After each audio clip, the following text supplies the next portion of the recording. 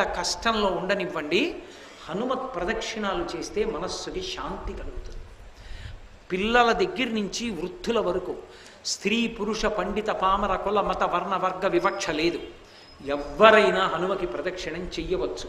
పరాశర మహర్షి పెట్టిన నిబంధన ఒక్కటే, ఇది మాత్రం పాటించాలి. ఈ శ్లోకం చెప్తూ ప్రదక్షిణం చెయ్యాలి. రెండవది, ఎక్కువ ప్రదక్షిణాలు చెయ్యాలని ఏదైనా కామితంతో కానీ ఏదైనా కామ్యంతో కానీ చేస్తే అప్పుడు మాత్రం చేతిలో పసుపు బొమ్మలు కానీ వక్కలు కానీ పట్టుకుని పళ్ళెం పెట్టి అందులో వెయ్యాలి ప్రదక్షిణం అవగానే. తప్ప వేళ్లతో లెక్క పెట్టడం, కాగితం మీద పెన్నుతో రాసి గీతలు కొట్టడం, పుల్లలతో గుచ్చడం, అటువంటి ప్రదక్షిణాలు చెయ్యకూడదు. అది దోషభూయిష్టం. కాబట్టి అలా ప్రదక్షిణం చేస్తే హనుమ పరమ ప్రసన్నులవుతారు అని. హనుమ ప్రసన్నులవడానికి ఏకైక మార్గము హనుమత్ ప్రదక్షిణములే అని పరాశర సంహిత యొక్క తీర్పు.